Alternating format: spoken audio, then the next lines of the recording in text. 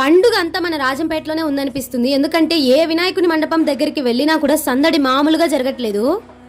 Hello guys, welcome back. మీరు కనుక మన వీడియోని ఫస్ట్ టైం చూస్తున్నట్లయితే మీ సుత్తమెత్తని వెళ్తే అలా లైక్ అండ్ సబ్స్క్రైబ్ చేసుకోవచ్చు కదా ప్లీజ్. ప్రతిసారి లాగే ఈసారి కూడా మన రాజంపేటలో ఉన్న వినాయకులని ఎక్స్ప్లోర్ చేయడానికి వెళ్ళాను. నేను మాత్రం వెళ్తే ఏం బాగుంటుంది, నాతో పాటు మీరు కూడా రావాలి కదా. మీరు నేను అందరం కలిసి వెళ్తేనే బాగుంటుంది. ఇంకా ఏ మాత్రం ఆలస్యం చేయకుండా రండి చూసేద్దాం. దానికంటే ముందు నేను ఒక వీడియోలో మీరు ఎవరైనా మీ వినాయకుల దగ్గరికి నన్ను ఇన్వైట్ చేస్తే వస్తాను అని చెప్పాను. సో నన్ను 5-6 మెంబర్స్ ఇన్వైట్ చేశారు. కాకపోతే లాంగ్ లో ఉన్న వాళ్ళు ఇన్వైట్ చేశారు. కానీ ఇన్వైట్ చేసినందుకు థ్యాంక్ యూ సో మచ్. ఈ వినాయకుడు వచ్చేసి మన రాజంపేటలో ఉన్న ఉస్మానగర్ లో పెట్టిన వినాయకుడు. వీధి స్టార్టింగ్ నుండి ఎండింగ్ వరకు లైట్ చేశారు. చాలా బాగా చేశారు. నాకు తెలిసి మన రాజంపేటలో కల్లా బిగ్గెస్ట్ వినాయకుడు ఈయనే అనుకుంటా. ఈయన వచ్చేసి కొలిమి వీధిలో పెట్టిన వినాయకుడు. అల్టిమేట్లీ ఈ వినాయకుడు అయితే నాకు చాలా బాగా నచ్చేసాడు. ఎంత క్యూట్ గా ఉన్నాడో చూడడానికి. ఈ వినాయకుడు వచ్చేసి పాత బస్ స్టాండ్ లో ఉన్న శివాలయం దగ్గర పెట్టారు. ఇంతే కాదు, మన రాజంపేటలో పెట్టిన చాలా వినాయకుల దగ్గరికి వెళ్ళాను. అదంతా నేను ఫుల్ వ్లాగ్ లో అప్లోడ్ చేస్తాను. మీరు చూడాలి అనుకుంటే మన ఛానల్ ని లైక్ చేసి సబ్స్క్రైబ్ చేసుకొని పెట్టుకోండి. బాయ్.